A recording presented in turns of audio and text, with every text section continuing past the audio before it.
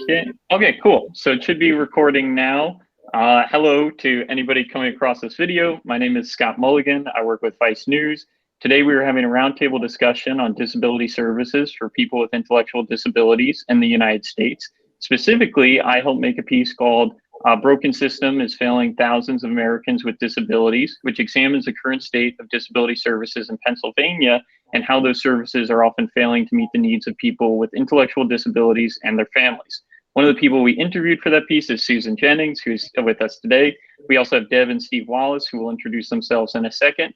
We're going to discuss Susan and her son Joey's story, Deb and Steve's story with their child. Also, we're going to discuss some of the shortcomings of the piece that I made, and we're going to be talking about the Hcbs Access Act.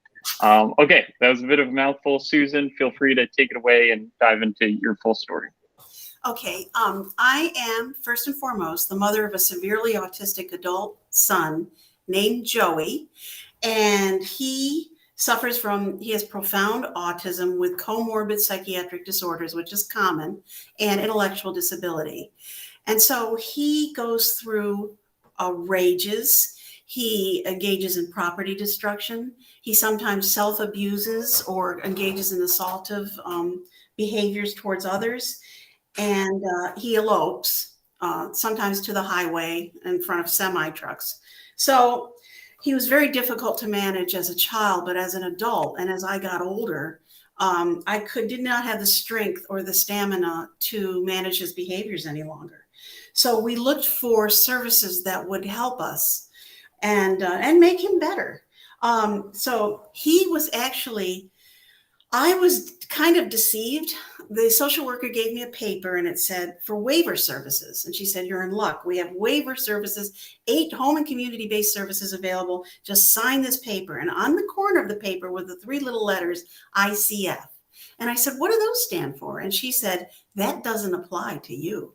So when I signed that paper, I forever signed away my son's legal rights to appropriate care unknowingly and unwittingly. He went into Hcbs services and he got the very best the community could offer, and at a great cost. It was $369,000 a year to put him in a community group home. And during his 4 years in community group homes, he suffered tremendous trauma. He suffered a broken eye socket. He was given so many psychotropic drugs that he was left with disfiguring female breasts and permanent Parkinsonian tremors in his hands. He was taken to pornographic movies, and he was always covered with mysterious bruises. And he would call us up to 30 times a day because he was so lonely in the isolated apartments. He always ended up in a 1-person group home, and he was so lonely there. So we were beside ourselves because our son was suffering so greatly. And I happened to stumble across ICFs, which are the care they don't want you to know about. ICFs are intermediate care facilities. They are constantly and wrongfully being portrayed as the snake pit institutions of old, like Willowbrook and Penhurst. But in actuality, the ICF was the modern substitute and replacement for the snake pit institutions. And it's a wonderful place. It has disability-specific amenities like pools and therapy rooms and socialization opportunities like picnics and barbecues and parties. They even have a little campsite on my son's ICF. And in order to get him in there, because I had signed the waiver paper, we had to go to court. And so we waged a 3-year court battle against our own state, against Pennsylvania, which we won at every level of the court system. And he finally gained admission to the intermediate care facility at White Haven Center, where he found health, he found safety, he found quality of life, he found friends. A picture's worth 1,000 words. This is my son in Hcbs Community Services, okay? He was, when the Hcbs Community Services could not manage him in their system, they would toss him into psychiatric wards using Section 203. And so he would be medicated against his will. He would be almost imprisoned against his will, and then it was on to the next Hcbs service. So that happened to him. He was in and out of 5 different psych wards in 4 years' time, which, as you can imagine, is tremendously traumatizing. This is my son when he first entered Whitehaven State Center. You see the difference? And so it begs the question, why didn't Hcbs services work, and why does the ICF work? And I have the answer to that. There are systemic shortcomings to Hcbs services that no amount of money can remediate. It is a systemic shortcoming. In the ICF, in Hcbs, you are isolated. You're isolated in little homes, little apartments, 4 people at most, and they do not have on-site supervision. The ICF has on-site treatment teams, many levels of watchful eyes, doctors, psychiatrists, nurses, dietitians, maintenance men. Many people are watching to keep your person safe. The ICF has federal regulations, a 257-page document called Appendix J. Appendix J, learn it, live it, love it. This is what protects our people. The community services have no federal regulations, 0. They don't have the oversight and the supervision that ICFs have. ICF, the direct service personnel in an ICF, the frontline staff members, have a warm, supportive, caring environment. There is a professional treatment team on site to supervise them, to give them aid, to give them guidance, to give them help. They work together as a team. In the isolated Hcbs services, the staff are isolated. They're left on their own. Their only behavioral program in my son's group home was to call 911 and involve the police. And the police at one point told them, we are not part of your behavioral program. If you call us one more time, we're going to fine you. And that's what they told the group home provider.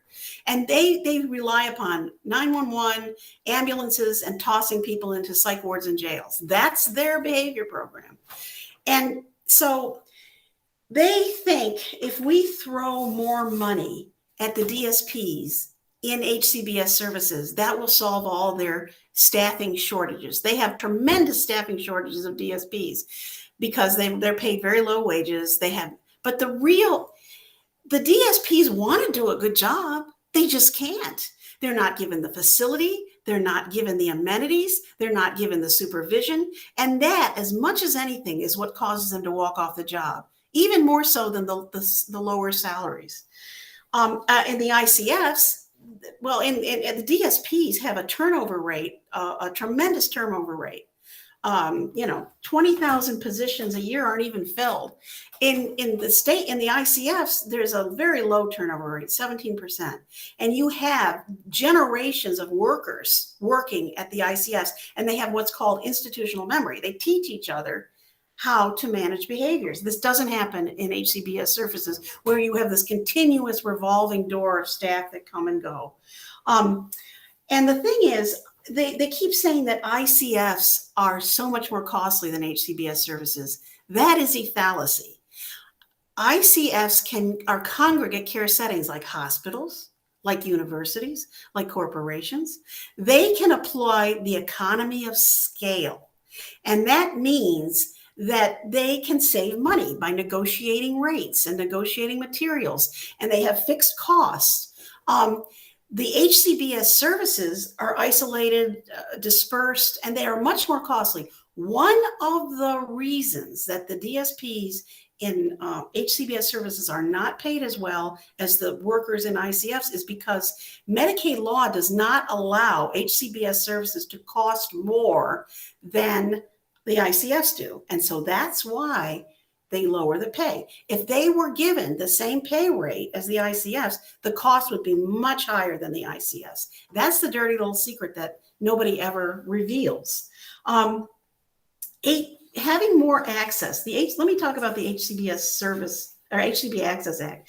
Having more access to the services where my son was physically and mentally and emotionally and sexually abused is not going to help him. It's not going to help us. If you eliminate the ICF from the service system, it will be dreadful. You will be cutting off a lifeline and a safety net for thousands upon thousands of severely autistic adults.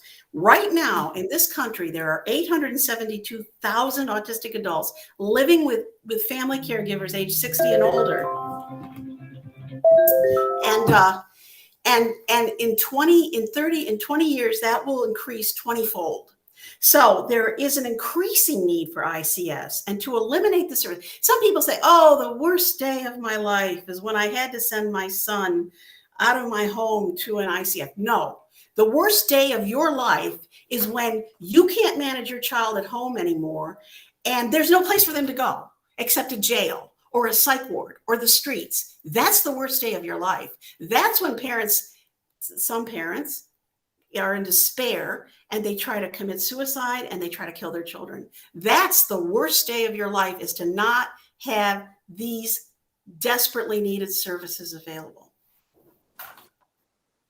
And Susan, right now, part of the piece was talking about how Whitehaven and Polk are closing. So Joey's home right now is Whitehaven, and they're trying to close it down. Could you go into that maybe a little bit, and what is occurring? And I believe you're suing the state over the closure of that. And can you talk a little bit about that? My son is the lead plaintiff in a lawsuit called Jennings versus Wolf. And everything that I've told you, that this is an absolutely vital needed care in the disability service system. Every argument I gave you is we're going to make in court, and we're using it with real life examples of real life people that are really affected, because my son is a perfect example. He did it their way. He did it the Hcbs service way, and he suffered tremendously. And many more have done it their way, and they died. Speaking about like Georgia, where they eliminated ICFs completely. 1,000 people that had been living for years and years and years safely in ICS died. So many died in such a short time that the judge ordered the transfer of these people from the ICS, a moratorium on the transfer of these people from the ICS to the community. The community not only doesn't not work for everybody, but for many people, it proves fatal or worse. So this is an important battle. This is a battle for life and death. Thank you, Susan. And Deb and Steve, I would love to for you guys to introduce yourselves and talk a little bit about your story as well. You want to? Yeah, I'm Stephen Wallace, and this Deborah Wallace, and we have a 40-year-old autistic son, severely autistic son, who lived at home for 18 years. And for part of his life, we really believed he was atypical in that he could read, he could communicate some in limited phrases and echolalia, and he could read on a third grade level. And it seemed like he would be one of those autistic people who actually could maybe thrive with the family. He went everywhere we went. He had 4 siblings that he loved and interacted with very positively most of the time. Still does. Yeah. Love it very much. But at about 14 years old, it turned into pretty much hell. When he went through puberty, he began, I mean, he'd always had rages, and he'd always had nighttime, insomnia, to the point where he might stay awake for 72 hours. So it wasn't easy. It wasn't like it was a smooth path, but he was not violent, and we were able to cope with it. But when he turned 14, not only did he have these wild, violent rages, but he also went 72 hours without sleeping and doing dangerous things to himself and others. We signed up for and we thought fortunate enough to get a waiver, in-home waiver program in the state of Louisiana that would allow you to get care workers on a Medicaid salary to come into the house and assist you in helping with the child. We thought we had found gold. We thought this was going to be the answer. We had to fight for it, and we did have to fight for it. And when we got it, he was in school, Of course, that wasn't working because the school district didn't know how to deal with these increasingly destructive behaviors. And they were sending him home and suspending him and having bloodied principals. And You sent one vice principal to the hospital. yeah, so we had this. I had a pager that I would have to constantly go up to the school and get him, help restrain him, get him to the car myself, take him home. Well, we got the care workers, and part of this thing when Sue was talking about the problem between community services or with community services is this. In Texas and in most states, I think, the community services are privatized. In Texas, they're 100% privatized, which means the state pays the contract, but it's all a mishmash of separate providers that are basically on the nursing home model. They come and go. They don't have to have rigid certification process whatsoever. In fact, some group homes operate in Houston area right now have no certification of any kind from any agency. But they still get state contracts, which is kind of phenomenal. Well, the same thing with the private agencies that supplied the workers in our Medicaid waiver program. What they did was send us people. They would establish a state contract way back in the mid 90s. The state contract was $11.75 an hour, and the average person coming into our house was making $6. So basically, the incentive for the privatized company is to select any warm body, and they make $5.75 an hour just by saying they were there. Even if we were even able to prove at one time that the worker in our home was overstating her hours, and the boss didn't care. He didn't stop her, and he didn't audit it because he was getting more money if she claimed that she was there. So anyway, it was a disaster. We went through about 40 different people in 4 years. Some would quit. A lot would quit. A lot would be fired because they were asleep on the job or wouldn't show up. And it got so bad that eventually they were sending 2 people, large, brawny men, football player types, who still couldn't handle it. And then at the end of the day, they would say, Mr. Wallace, you're going to have to do this. I got to go. So we finally, in the last year that he was at home, he had already given himself a skull fracture, or he had a skull fracture when we came home. So we had rushed him to the emergency room for that. And he'd had all kinds of other scars and injuries, putting his hand through plate glass window and severing arteries. But the last incident was he had been on a tear for a good 3-4 days where he was awake almost all the time. And we only had one child left at home. The other 3 moved out as soon as they could, I think, because of the trauma of being in that house every day. And Debbie took our youngest daughter to the mall just to get her out of the house. It was actually to shop for a prom dress. And our son has OCD where everybody in the family should be home. It calmed him down and gave him, I guess, some sense of order. And I took her to the mall. And that was a terrifying incident because Steve was at home. You don't have, and you'll hear parents say this, you don't have any way to leave the room for even a second, not to go to the bathroom, not for any reason at all.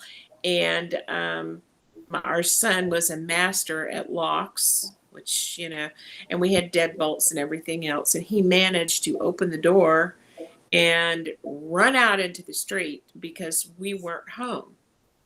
And Steve jumped in front of a car and just about got killed, but managed to push Justin out of the way. And we realized, that and our last dependable person who was helping us, great big fella, who had been with us for a year and a half. He said, I'm leaving. He felt bad about it, but he had something else. And I don't blame him. And, the only way we could get Justin into an ICF is because Steve went and spoke with a legislator. He was leaving that morning to go speak to the legislator. It had been arranged. He was working for Sea Grant at the time in Louisiana. And someone said, you know what, we need to get you in to see this particular senator. And so the morning Steve was leaving to speak to him, Steve had on a white shirt and blood was seeping through the shirt because our son would scratch us up. If we put him in a basket hole to protect him, he would just scratch us up and beat us up pretty badly. And I told Steve, wear that shirt. Just show them what we're living through and what our child is living through. And our whole family, I mean, for 4 years, we turned our home into a group home, essentially, because I had other children at home. I had teenage daughters. And here we had these big burly men in our living room, but we were trying to save our child. And our children don't resent that. They're wonderful. They love their brother. But the day that we're talking about, I was going to go change the shirt, like she said, and go see this state senator, because between the agency, when your child's under 22, the federal IDD statute, the Education for the Handicapped statute, requires that schools offer services that are educational. Okay, but with a disabled child, educational can cover a great deal, including physical therapy, occupational therapy, behavior management, etc. So when your child is under 22, most of the services they get from the community or from outside of the mental health field is through the local school district. And we had already waged a war during that 4-year period to try to get more structured environment for our son through the school district, because that was the agency that's in charge during that period of time. And one of the things that we told them is that you obviously can't handle this behavior. You can't deal with the structure, to which the school district insisted. In fact, they were doing it adequately, even though they were calling me every day. Right. And so Steve was their behavior management expert, even if he was in court. Yeah. And that's really the truth, because I had been a special ed teacher before Justin was born, and I had done that type of work, and I had worked with autistics. So they just fall back on me and they just say, well, you do it. Well, but the school's supposed to be doing it. I actually have a law practice I'm supposed to be doing, and I'm instead leaving and coming home to take care of him. So on that day, through the connections at the law school, I was able to get an appointment with a state legislator, because the school district had said, we're not paying for placement. We're not going to say that he needs 24-hour structured support. So what we're going to say is we can handle it in the school district, and what happens after hours is on you. The state Department of Mental Health and Mental Retardation is what they call it at the time, but the Health and Human Services now in Louisiana said, we don't have to do anything because the school's covering it all. And so they were denying services on both sides. And so I was going to go talk to the state legislator to get emergency placement for Justin so he wouldn't die. And that was all it was. It wasn't about relieving our stress or tension. It was about making sure he didn't die. So when I went out the door, I realized my white shirt was just completely soaked with blood. And we're not talking about a couple of spots. We're talking about drenched. And so I went to change it, and Debbie said, please go wear that shirt. And I walked into the state senator's office in Baton Rouge, and he looked at me and said, oh my God, what happened to you? Do I need to call an ambulance? And I said, no, this is every day. And I rolled up my sleeves and showed him all the old scars over the last 4 years. And I said, this is how we live, and this is how your state agencies, Health and Human Services and the Education Department, are telling us we don't need extra help.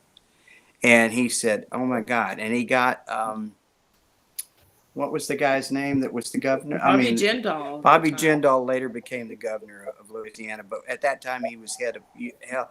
He was the Secretary of Health and Human Services for the state. And he said, you got to see this guy, Bobby. You got to see it. And within 2 weeks, we had Justin placed in a residential facility in New Orleans, which two problems. One, it was on the wrong side of the levee, which makes no sense at all. It means when a hurricane comes, even before New Orleans gets it, the place that Justin was at would have been flooded and have to been evacuated, which actually happened twice. So we realized, and the second thing was the staff was absolutely horrible. It was a state-of-the-art facility. It was beautiful, but he hadn't been there hardly, 2 weeks, and he had a broken arm. So we decided to move back to Texas because I had worked at a facility here in Austin. And I thought that with my connections with that as a former employee that and a volunteer, that we would be able to get him in here. And we did. It took us about a year to get him transferred because they had a moratorium that was unofficial. Unspoken. Yeah, an Yeah. unspoken. Yeah, We because we have the same thing here in Pennsylvania. They do not tell parents about ICF care.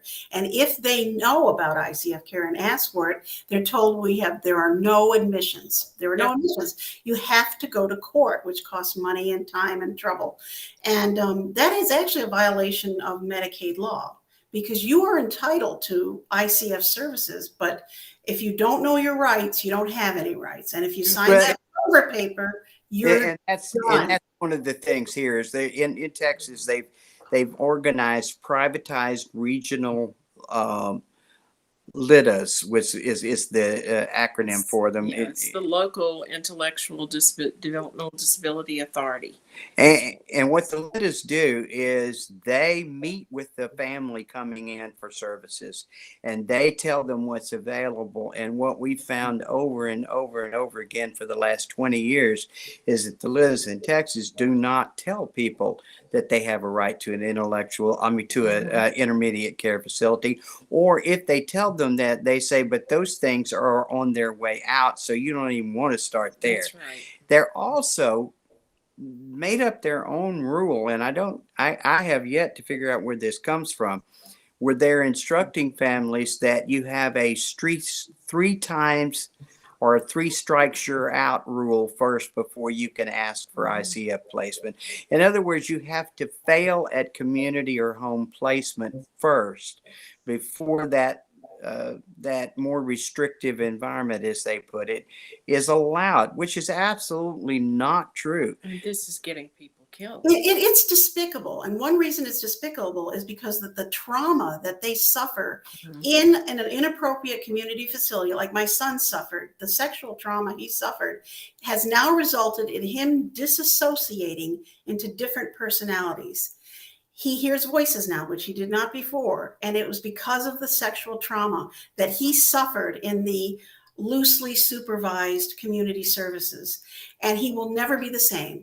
So making someone fail and get hurt and get injured in an inappropriate setting before you can go to the appropriate one is immoral, is unethical in the highest degree. We've been contacted by families. Just this past year, we've had several desperate mothers contact us through Facebook or other word of mouth, and one of them has heart trouble. She's in her 60s and has a son in his 30s. And they're forcing her to put her son in a group home instead of letting him go to an ICF. And in the group home, the first try, she ended up pulling him out within a few weeks because he had all these bruises, and behaviors that were starting up that she had not had before, and she decided to pull him out for his own safety.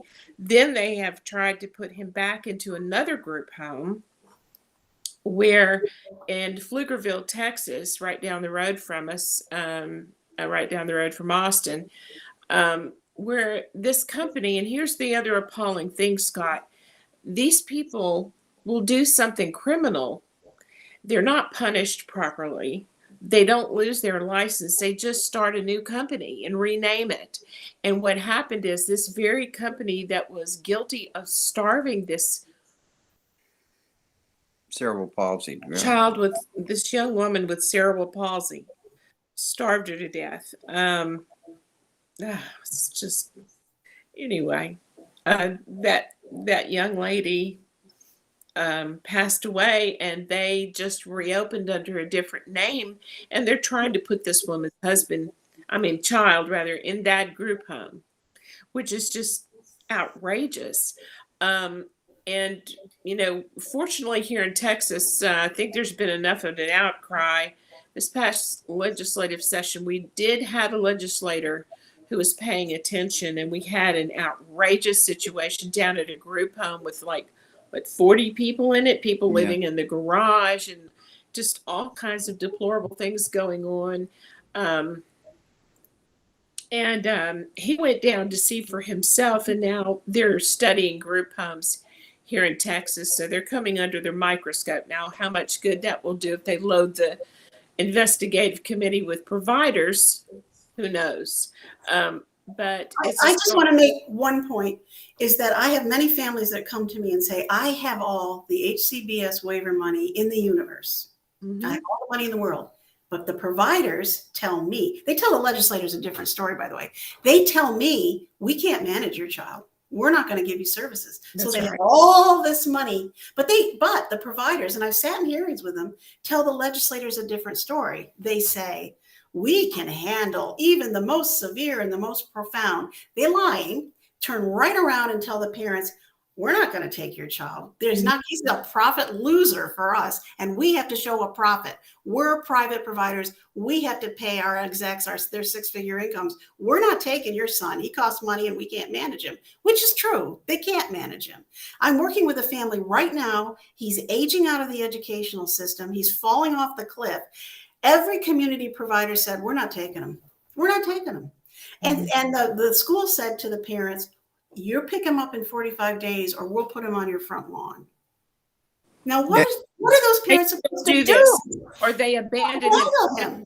In some states where they have actually done away with, there's a handful of states that have done away with ICFs, which I think is illegal. And what's happened is now the state is dealing with lawsuits. You have group homes get tired of them, decide they can't deal with them. They'll drop them off and just abandon them at psych wards, emergency rooms and psych wards. And then discharge them while they're in the psych ward. While you're down, they kick you. Yeah. And then what do you do? And I know a mother in California, she had to send her daughter to Texas because there were no ICFs in California. So to see her daughter, she has to travel hundreds and hundreds of miles. It's a terrible situation. Yeah, it is. And one of the people in charge of ICFs at CMS told us that, that's just a sticky wicket. That's a little problem. Yeah, that families are having to do this. We have a daughter who is an RN in Oregon, and she is in and out of facilities. She's a hospice nurse. And she, of course, knows the subject very well, having been raised with our son.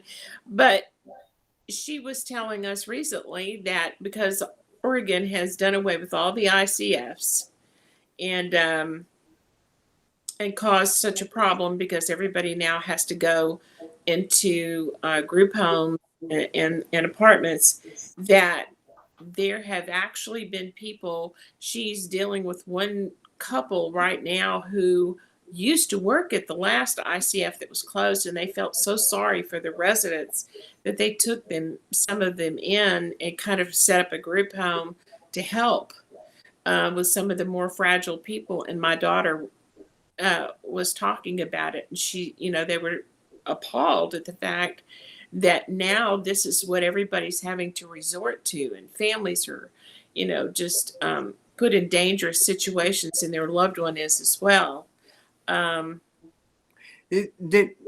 I think that one of the mindset issues we try to get across is I'm oddly placed in Texas, a liberal Democrat, and always have been.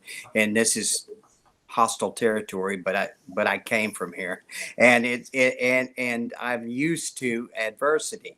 But one of the things that now I'm having problem with is that my own crowd are the ones pushing the closures of the ICF because they think of it as a human rights issue basis of freedom to join the community, freedom to be able to go out and do the things that all of us do. What they don't understand is for a certain minority of the disabled community, like ours, you are looking at it's freedom too means very little to somebody who has no capacity to protect themselves or control themselves from harming them or others.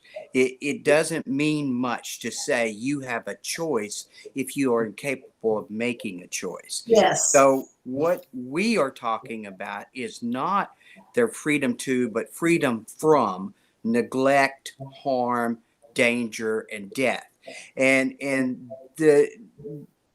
it should be thought of with our people and with all severely disabled people, I think, should be thought of as treatment-based rather than liberty-based. We're not asking for more imprisonment. What we're asking for is more intensive treatment. And we've been making this analogy for years. Look, if you have a cut on your finger, you go to the outpatient ER or the local clinic and you get it stitched up. But if you have a heart attack, you need intensive care. And our children, Sue's and ours, need intensive care. And it's not temporary. It's not a progressive thing. There's a little problem with the term intellectual delay and disability, IDD. It gives the impression to people that they're getting there, they're just slower getting there. But my kid doesn't even know where the bus is, much less how to take it and get there. They're not going to slowly progress to the point where they catch up with the world. That's not in their plans. What we have to do is accept this is who they are permanently. 60, 70 years, however long they live, this is who they are, and this is what they need to be cared for. If they don't have that care, they won't live that long. And no matter how devoted we are as parents, and I don't think there were any more devoted parents those first 18 years than we were, and still are, we wear out. We're a replaceable part, and we wear out before they do. So the notion that you can move more people back home and throw money at the problem or make this new cottage industry of private companies who are going to fill in the gap between you and the state is absurd. It's ludicrous to think that this person who has already been in the emergency room with near-death experiences by the time they're 18 at least 4 or 5 times is suddenly going to be able to stand alone. And one other quick point, and then I'll shut up. The other quick point is, at a group home, you get room and board. You do not get a medical staff. You do not get security. You do not get television monitors. You do not get psychiatric review. What you get is 1 to 2 people per shift with 6 or 8 people to watch. And if one of them goes to the bathroom or goes down the street to get lunch, the other one is there alone. In Austin, we had a killing, 5 years ago?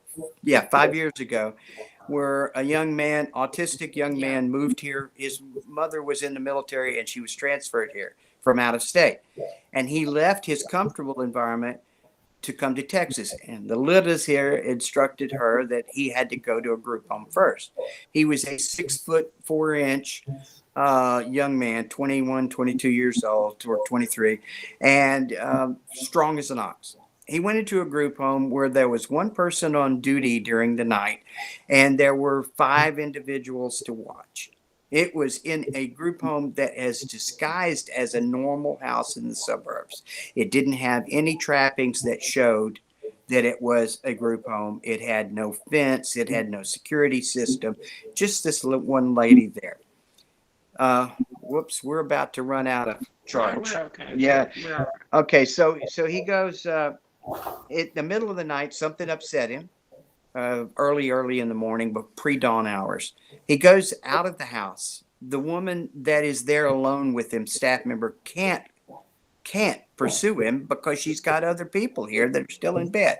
So he runs down the street into a neighborhood that doesn't know it even has a group home there. He starts pounding on doors because he's become confused and he doesn't know where he is. He starts pounding on doors and screaming, and he hits one door so violently that he actually breaks the lock on the front door. Well, he actually knocked the door jamb. Yeah, and so the man inside the door, after yelling several times, "Stop, I'll shoot," shoots him and kills him through the door. And that man and his child who witnessed this have to live with that he killed someone that was innocent. And then the child is dead and his mother is left with nothing, because unlike our facility where Justin lives in essentially a cottage on a 90-acre campus, he lives with 11 other men, but it's an 8-bedroom home, right? It's large, and he has his own private bathroom. He has his own private time in the day. He has a workshop on campus. That's his life, and it's very structured and very safe. Then you go to this group home where this young man was killed. If there is a behavioral incident, the only option is the police. The only option is the police, and They're not trained to handle this. they are definitely not trained. I just want to say this. There needs to be a reality check here. We need to understand that autism is a medical and neurological disorder, that the brain is another organ, just like the kidneys or the lungs or the heart. And the problem is not societal acceptance of our differences. The problem is they have a real neurological disability that requires specific amenities, facilities, treatment, and otherwise to do anything less is inhumane, brutally inhumane. It's for a lifetime. Let me just stress that a change of address isn't going to make our children get into society. Normal or whatever they call it. If that were the case, we would have moved Justin into a group home years ago, or moved him home, quite frankly. I mean, if he were able to be in a group home, he would be home.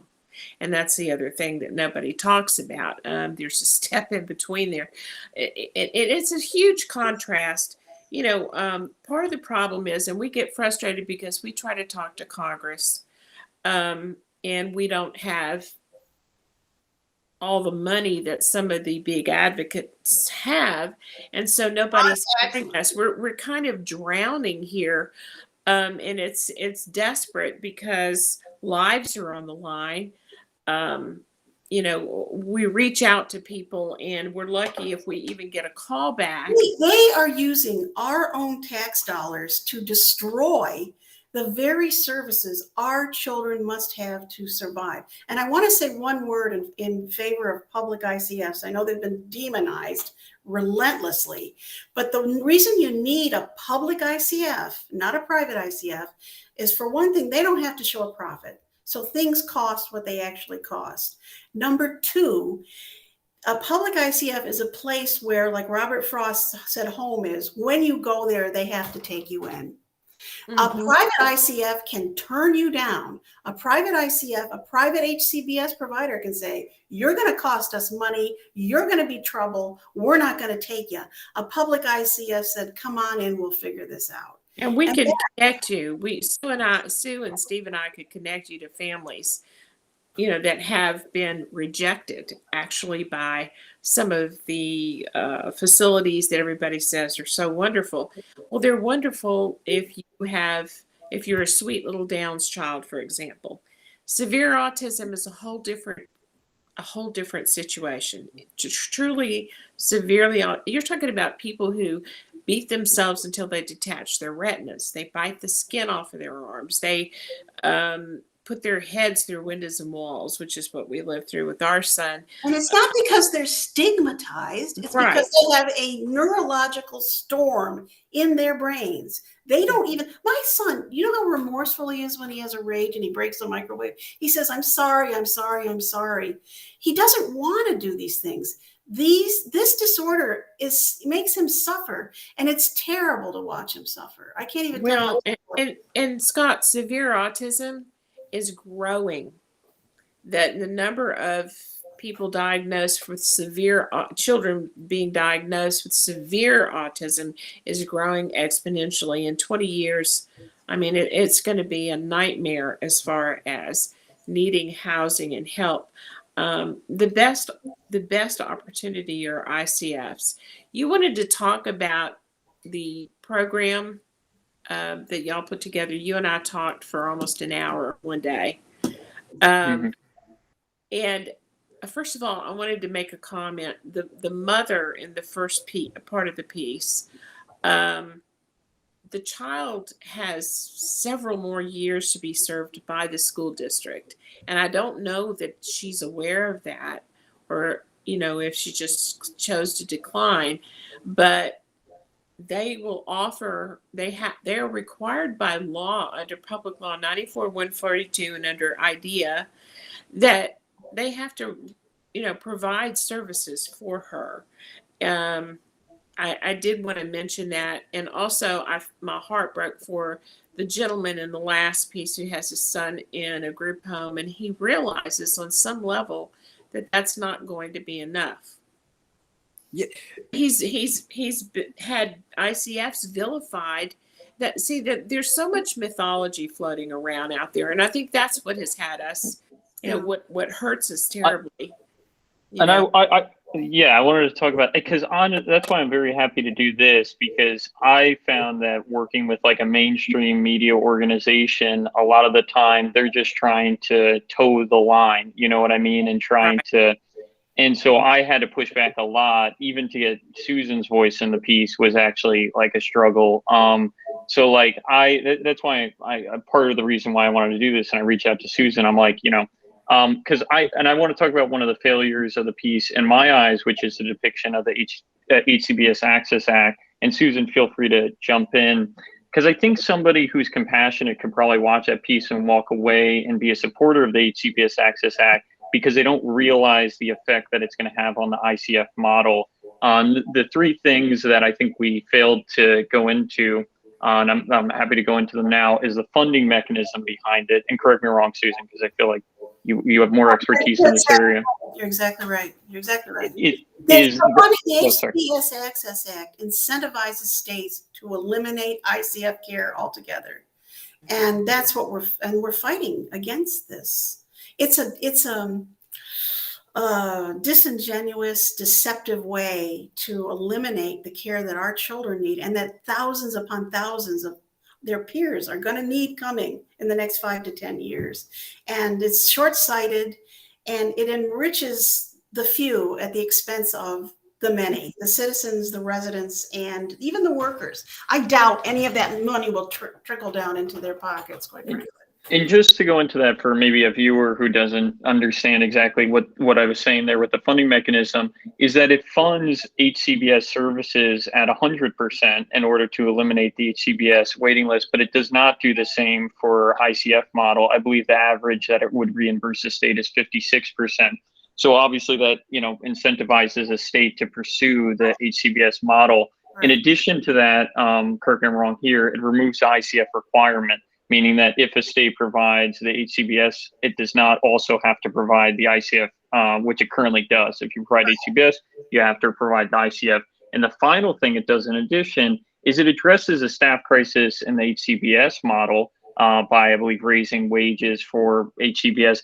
But that's, but as Deb, you were talking about, this is so complex. It Exactly. isn't just money. You know, you can give them $100 an hour, but if you don't give them on-site supervision, intensive training, a warm, caring, supportive environment, the amenities like line of sight architecture, thick walls that an autistic person can't kick through, specialized equipment, they're not going to be able to do their job, and they're going to quit in frustration anyway. They just are. yep. Oh, sorry. I think Steve. Oh, you guys are. That's all right. We came back. We keep So getting. this is simplistic. We'll throw more money at you and you'll stay. That's not going to work. Yeah, one of the okay, the fact when they tried to close the facility where our son is 5 years ago, the state of Texas had what they call a sunset review every 7 years. Every state agency is up for review, and they had reviewed in a private panel with no parents or input from our facility, decided internally that the Austin State Supported Living Center would be closed. And then they sent us a letter saying, you know, start looking for a new place for your kid. And this was the place Justin had lived for 13 years at that point.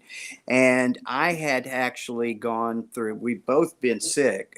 She had cancer and I had end-stage liver failure and had to have a transplant. During that time, the one thing that I kept saying, they said, if you don't get a transplant within 11 months, or 12 months, you're going to die. The peace of mind that I was able to get was, there's this facility that's been there for 100 years. It's going to be there for 100 more. And Justin is relatively happy for an autistic young man. He's doing well. He's got the support he needs. He has friends. He has supportive staff. At least we don't have to worry about that. That part of our lives, if we die now, is taken care of. When you switch to the privatized model, the community model, that never happens again, because all private companies in America can go out of business at will. That's just a given. They can go out of business, and and it doesn't even. I'm sorry. We can still hear you. Go ahead. It's a warning that we're about to run out of power. So I've got an iPhone charging right now, so in case we do. But anyway, there's no guarantee that they'll be there tomorrow. And Justin's 40, and Justin is healthy as a horse when it comes to physical health. And he survived COVID without any symptoms at all. And nobody knew he was sick. They just happened to test and found that he had it this year. And he could conceivably live to 70 or 80 years old if he's protected from his autism.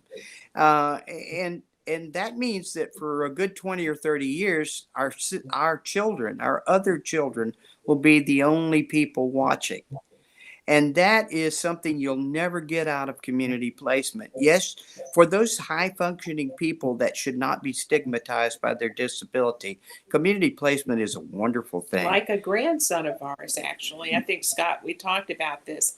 One of our 10 grandchildren was born at 1 pound. So the fact that he's alive is nothing short of a miracle. But he has had some special ed support, but he just graduated high school. He's in a special program. And he would thrive in the community, whereas, and he's mildly autistic. That's one of his issues. Well, one of my requirements would be, if you can't go to community group home unless you can pick up the phone and call 911 and say, I'm being sexually abused. My son couldn't do that. He couldn't do that. Yeah, we had there's so much to say here, but I was going to say, and that's just one example. And I want to add this little I heard you say wait list earlier. Let me just clarify what wait list looks like in Texas. We have over 155,000 people that are supposedly on a wait list, but in fact, it is now being called an interest list. And the reason it's called an interest list and why Congress needs to start calling it as such is because families are told the minute your child is diagnosed, put them on the wait list for services. They may need this, they may need that. My grandson, and they told my son, put your son on there as many times as you can over the years. Just keep putting him on there. My grandson's probably one of those 155,000. He's probably on there 100 times. I mean, and he matured out of the system and never needed their help. But his name, I guarantee you, is still on that list. So it's kind of misleading. She said it's artificially inflated. Yeah. But let me tell you this, Pennsylvania in 1998, when the ICS were open for admissions and you could go there if you wanted to, there were less than 1,000 people in the state on a waiting list.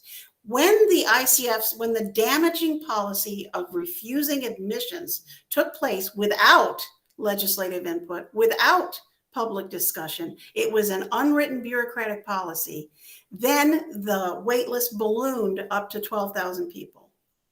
So, and that segues into something else that I would love some investigative reporter to get interested in. There is a lot of money to be made by human trafficking and disability. The people who are too disabled to care for themselves are a perfect group to make a profit off of, because the states have to do something, but they don't want to do direct care. So they have created a niche for themselves where they could set up the transitions and the facilities, and then be free to give or not give good services. There is a company called Maximus that operates in Pennsylvania, Florida, Texas. I'm not sure where else, but at least in 8 or 9 states it has major operations. It actually comes out of Atlanta, Georgia. And they got their real boost when Georgia closed its ICF facilities. Well, what Maximus does is they form a contract with the state to transition people from one setting to the other to facilitate communication between the state and the what they call the consumer. That is the person that's getting the state funds for their Medicaid or their Medicaid waiver or whatever services they need. Maximus intentionally goes into states with the notion that everybody can be privatized, and they facilitate connections between the state and all the different group home providers, all the different community care agencies. They only have one incentive, and that is profit. And they also have lobbyists, and they have people placed in Texas. Maximus employees interact. They actually work on the campuses with the state as state employees, as interactive contractors. And they had 2 years ago, they had a $600 million contract with the state of Texas to facilitate communication between the community and the state. That's a touchy-feely phrase that means nothing. But what it really meant was, we're going to set up all your connections so you could close and get out of the direct care service and move everybody out into the community, and of course that community placement, as we've said, is non-monitored. It doesn't have an Appendix J. So there is a tremendous amount of money to be made. And what they've done here in Texas is they have enlisted the self-advocates, these people that are high-functioning disabled people, and people who are zealots about personal freedom, again, well-meaning. And they've enlisted them as the people who are the voice in front of the legislature. But what they really are is a tool to help privatization spread forward. It's not just about integrating into community. It's about finding a way to make money off of people who otherwise aren't productive. These self-advocates, what I'm going to say is going to anger people, but they're human shields. They can't be criticized, so they can put forth, and they put forth a remarkably lockstep point of view and opinion for a so-called diverse group of disabilities. They all have the same opinion, and it's all about privatized services. But they can't be criticized because they have a diagnosis. Okay, so they can put forth, and some of them are quite brutal to us parents, by the way, and quite cruel to us. Gotten death threats. And they call us martyr moms and horrible names when all we do is love our children and want the best for them. So anyway, they can do this because they've got this shield. Well, I have a diagnosis too. I have osteoarthritis. Therefore, I cannot be criticized about anything I say. And the other thing is, I also can't run down the highway and stop my son from eloping in front of a semi. And I'm not going to live forever. So those two, just want you to know, I have a diagnosis and I can't be criticized. And also, it seems like some of the tactics they utilize to justify the community model is, I'm confused as to how they even get these statistics. Like they say, oh, these severely autistic people who are nonverbal told us that you know, they love this. They blinked at us, like they blinked like this. Yeah. Who is going to protect my son who can't speak for himself from the self-advocates? He doesn't have a degree. He didn't write a book. You know, he doesn't have a job, drive a car. How does he protect himself from the people who are taking what he needs away from him? I can tell you that I sat in an absolutely chilling meeting. We found out that Texas now has a group of self-advocates that like to come on our campus. That we're going to start coming on our campus to talk to our loved ones. And of course, they're not a peer of my child. They're not a peer of anybody on that campus. But what was amazing to me is that I sat through a meeting where the grant writer was in attendance, and she was helping. They're getting paid for this.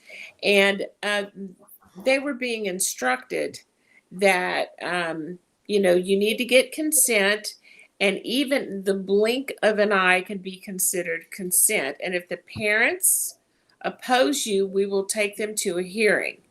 And I was horrified. And I heard guardians this is the new game in town also. Guardianship is, you know, we shouldn't be guardians of our children now, apparently. And you may have heard that if you've been listening to some of this, Scott. But, you know, the dialogue that's going around right now, but that's a big push.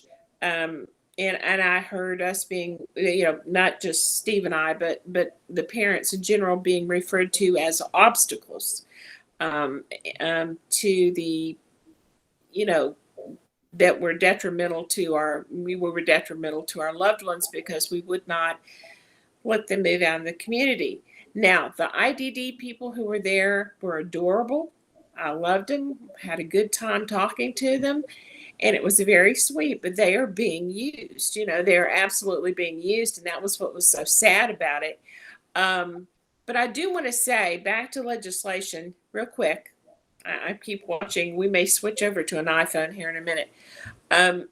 One of the things that was disturbing about the legislation that's coming out of Washington right now is that some of the powerhouses in the disability community have lots of money and are all about, and by the way, a lot of them are providers. They just don't want to admit it.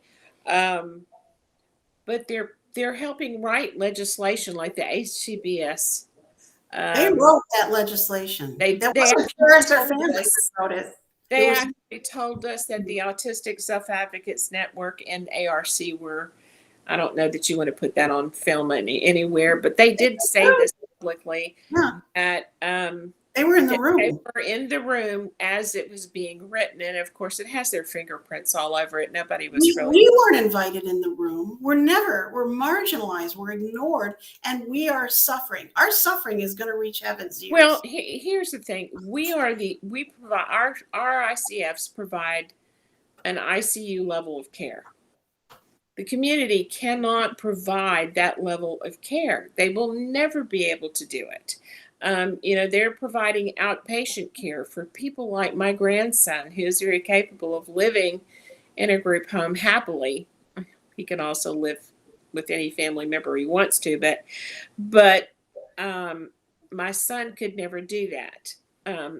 He's entirely too aggressive and has so many other dangerous issues. This closure push and money follows the person is another discussion we could get into. That's another harmful piece of legislation that's also they're trying to make permanent now.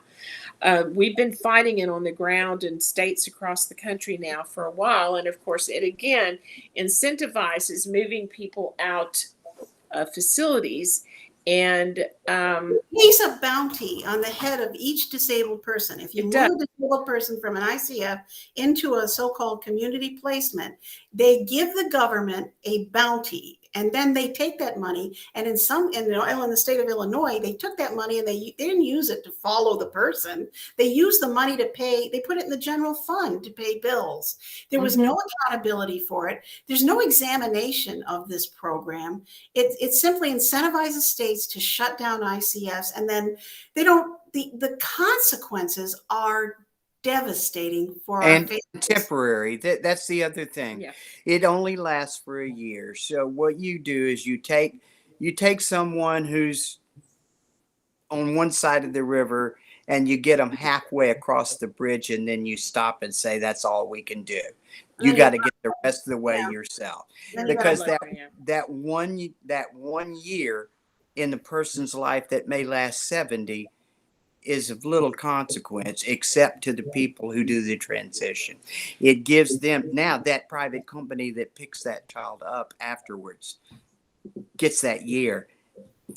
The 2 years, they could say, that we were wrong. He's not a good fit. Yeah. And the ICF is gone. Discharging to where? To Close the the bed. jail, the psych ward, the emergency room, the streets. And that, by the way, is not, we get accused sometimes of being hyperbolic with this stuff, and saying, yeah, well, if you close our facility, some of those people that are severely handicapped are going to be on the streets. They don't have a family to go home to, or there won't be adequate services. My son was in the psych ward, 5 psych wards. Right. But this isn't hyperbolic to me. This is reality. But one of my favorite Texas governors, you can tell she did this, Ann Richards, years ago, just arbitrarily closed, because they had some reports of abuse and neglect at Fort Worth State School in Fort Worth, Texas, obviously. Closed it by governors, just by an executive decision. It didn't go through the legislative process, didn't have any hearings, didn't do anything. That's what Wolf was doing. Exactly what Wolf was doing. Yeah, and that's what's happening in Pennsylvania. Texas, it can't happen anymore because the legislature itself now has to approve it by a 2/3 majority. They created that statute in response to Ann Richards closing. But Fort Worth State School was arbitrarily closed. And for a lot of the, quote, higher functioning, we're talking about people with IQs of 50, maybe Down syndrome, maybe epilepsy, maybe heart defect.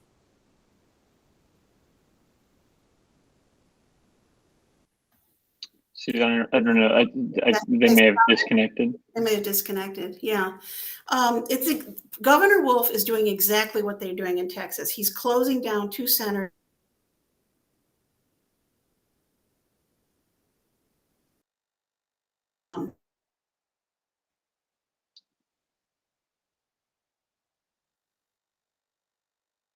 Susan, I'm sorry. I think your audio, you said Governor Wolf is doing exactly doing this exact same thing that Ann Richards did in Texas. She's closing down 2 centers arbitrarily. These particular centers, and they didn't have a good answer.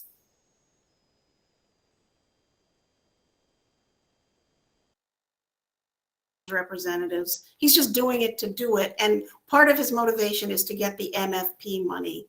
He brags about that grant that he gets from MFP. And that's why we're so opposed to this incentive. Gotcha. So he if the centers close down, the MFP money comes because he's going to move the people from the centers. Now, if every person in the center said, "Hey, we're going to another center," he's out his MFP money. He doesn't want that, but we'll do it.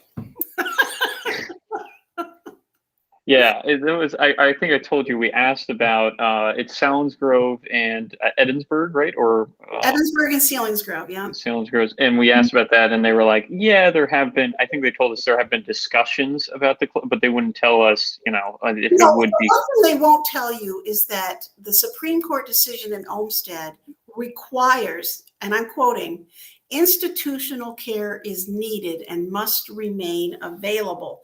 Therefore," and people don't know this because, as I say, if you don't know your rights, you don't have any rights. If they eliminate all the ICFs in a state, and your person needs and requires ICF care, the state is obligated to send them to the state that has it. But of course, it's incredible hardship for the families because they're hundreds of miles away from their loved ones. And you're allowed to do that? The state is allowed to work with another state to send? Yes. Okay. But it costs a lot of money to do that. And also as you said, the tremendous cost to the family of having to, if you want to go visit Joey and Joey is in Texas, it's like that's tremendous cost. How often am I going to get there? And the cost and everything else. And it's the eliminating a vitally needed service is short-sighted, unrealistic, and morally and wrong, unethical, brutally inhumane. Mm-hmm. Yeah, and I'm so happy to have this discussion because I apologize for some of the depictions in the piece. The one thing I have is that you didn't show what Joey's eyes. I sent you pictures, inside and out, and but you showed that what I saw on your piece was some picture from the 40s or 50s in black and white to make look more foreboding of some institute. I don't even know what institution it is. That's not the modern ICF. Okay. Mm-hmm. That might have been an old snake pit institution. I don't even know where it's from, but it was made to look very forbidden and so forth. And that was propagandic, And that's why, honestly, like a discussion like this that is very free form, I personally even like better because I have much more control. Oh, it looks like Deb's coming back in. I admit. Okay, should be. Hey, Deb. Hey, Steve. There we are. Hi, guys. I'm going to turn you this way. No worries. See if we can't figure this out. I do apologize. We've had so many weird issues out here in the past few months. So anyway. No worries at all. Yeah, okay, thank you so much. We were talking about money follows the person, and we were also talking about the piece, and I was just commenting on how I just love doing like a free form discussion like this rather than having to, because I feel like with a big organization, there are so many things that, they're telling you, oh, you have to put this, you have to do this, as opposed to like just a free form discussion where it's like, we can just talk very openly about these issues. But we were just having a chat about that. Okay. But, and I did want to say, so it seems like you said Justin is doing really well in his ICF, but you talked about the potential for them to try to close his ICF as well. Is that a possibility in Texas or no? Well, every legislative session. Now, we didn't get a closure bill this session. No, we didn't. But okay. What happened is after we defeated them so soundly on the closure in 2015, and we're talking about 120-7 vote to close to allow it to stay open. When the Sunset Commission first came up with the instruction to close the facility, that it was no longer necessary, was what we came back with some heartfelt but small group of family members who went to the legislature and said, we created some slogans like "Decline by Design." But one of the reasons why they decided to close it was because the population was going down. But what they didn't tell the public was the population in those schools were going down because they designed it that way, where they're not letting people in. Not letting and people in. and This not. is across the country. They're doing this. So when we got all of the publicity we could get, and when Debbie and I did countless interviews with newspapers and also a core of parents here in Austin, Well, you also filed suit. and I filed the lawsuit. But we turned the tide and the narrative around, and the state Senate in Texas, which has always been renowned for poor judgment, voted 30-6 for closure. But when the bill went to the House, we got the exact reverse, 120-7, to keep it open. So they decided, although they did try another closure bill after that, they decided to change the tactic to making it about money and about personal choice rather than the overt closure. So what they did was they tried to attack the guardianship by having about 6 different bills all at once a couple of years ago to change guardianship to where if you were seen as a guardian as being obstructive to the personal freedom and growth of the intellectually disabled person, a third party could intervene, an unspecified third party Or a managed care. Yeah. it could intervene and say, we think that the guardians are destructive because they're keeping that person from going to the community and living a full life, and so we want them removed and have someone from disability rights represent them and get them moved. So they were going to do it at a piecemeal, and then get the populations of the 13 state schools here in Texas, down to a point where they're no longer feasible to be operated, just to eat away at it. Since overt closure seemed to be meeting resistance, what they were going to do is actually just slowly chew away at it. And since the majority of the population on our campus are over 50 years old, they can just let nature take its course. But they ran into a little problem on that now, and we've actually got a slow regrowth of the population. But that was the tactic for a while. The closure doesn't seem to be the method of choice right now. Yeah, that's not their weapon of choice. I will say, though, I do want to say this, and I'm sure that Money Falls, the person, had a hand in this. And are y'all getting glare? Can y'all see us okay? We can see you good. Okay. I was going to say Money Falls, the person, Scott, it's a good program for somebody like your grandmother who falls and breaks a hip.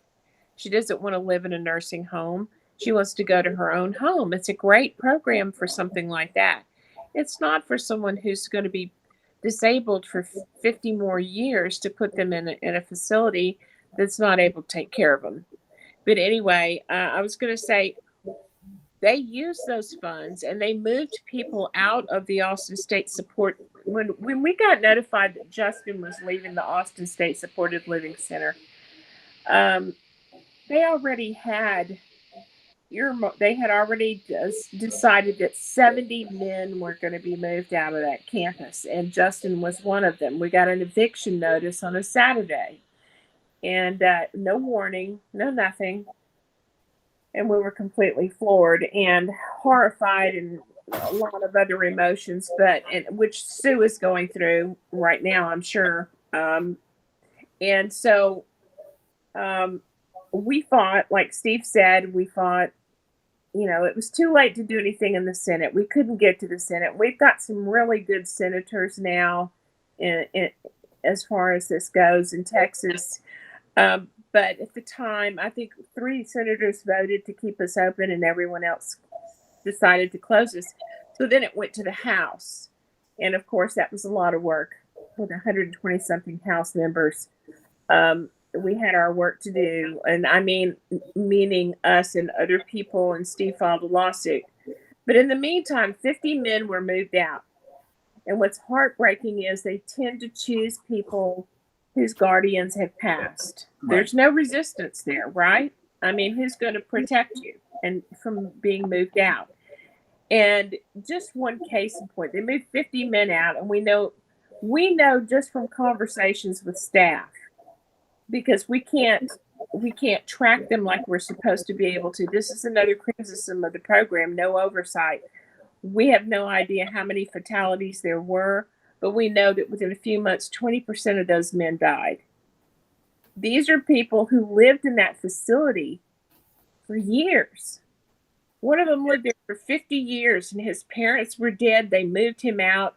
He had a seizure disorder he had seizures 24 hours a day. He was severely disabled and had a terrible seizure disorder, was medically fragile. They moved him to a group home, and he was dead within a few weeks.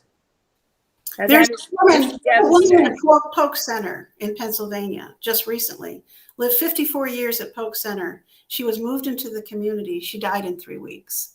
So this is a comparison of needed care versus care that's just inappropriate. Death.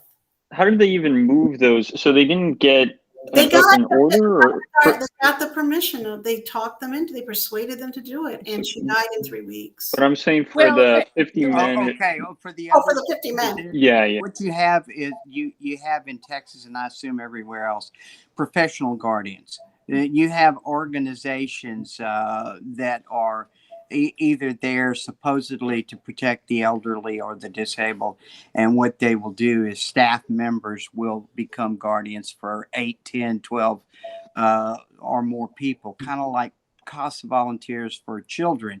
And they try to make that comparison, by the way. They're saying that these people in these organizations, a lot of them are nonprofits, are in the business of professionally protecting the elderly and disabled. So they will assign a whole group of people to what was then called Educare. And Educare had a professional guardian sign off on this one person that died within 3 weeks. She signed off without ever actually having met him. And having any concept of what the family would have wanted. The parents wanted him in that facility, but they were in their 80s and they were both dead. So they just signed off and said, "State, yeah, sure, it's a good idea that he be finally freed from the clutches of that hellhole he's in, and he could be moved to the community, to a place that had no medical staff whatsoever." And who was this woman? Sorry to interrupt, but who was the Well, this is he's talking about a hypothetical corporation. was it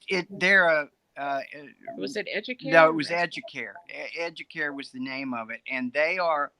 I think it was the nonprofit part of it, but they have professional guardians on staff that are supposed to be there to protect the rights of elderly who are unrepresented or disabled people who are unrepresented.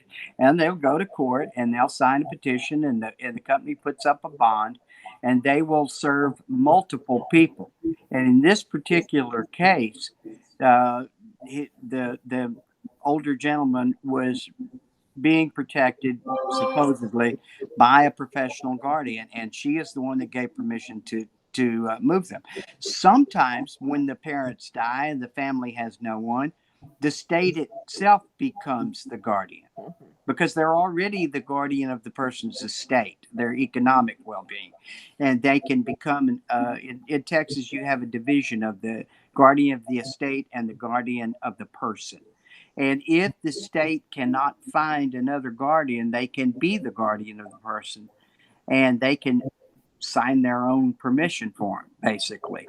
But the others are often represented either by relatives who are not directly connected, maybe someone who hasn't seen them in 5 years, or they are uninterested or disinterested third parties like Educert.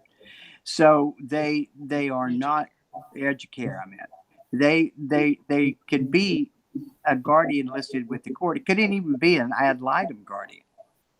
but it doesn't have to be someone that knows them or actually represents their best interest. It's just whoever's there to fill that slot when they need one. And in that case, they were able to get 50 people out.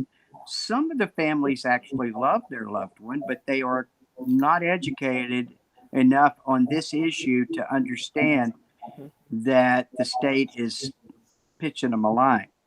They don't get the fact that the center is actually there to protect their loved one.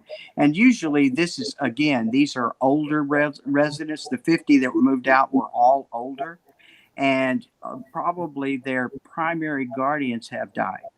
So there's no longer that protective network. There's just a legal network at that point, and the legal network is really more run or influenced by the state than it is by the interest of the person. If that makes sense. Can I It get does make into the weeds for just a minute about cost? Sure. Yeah. One of the fallacies is that the ICFs are not financially sustainable. You'll hear that from the advocates over and over. We can't financially sustain them. We can't financially sustain them. Here's the truth. ICFs are all inclusive. Everything is there. The doctors, Right. the nurses, the psychiatrists, the behaviorists, the frontline staff members, the supervisors, the dietitians, the maintenance men. And there are fixed costs in the centers: heat, light, cutting the grass, supplies, etc. When you close admissions to a center by bureaucratic fiat without public or legal input or legislative input, what happens is there are fewer and fewer residents, and you're dividing the fixed costs among fewer and fewer people. Therefore, it appears as though the cost per person is exponentially rising, when in fact it is the damaging policy of closed admissions that has caused this artificial inflation. If the centers were filled to capacity, like a hospital, like a corporation, like a university, the cost per person goes down. So, and the other shell game that the self-advocates and the providers play is that the cost for a person in a community service, for example, the cost for my son in a community group home, $369,000 a year was just the cost to the provider. He also paid his own room and board through SSI. He also had to pay for his doctors and his nurses and his dentists through Medicaid. So Right. the cost was spread over different agencies.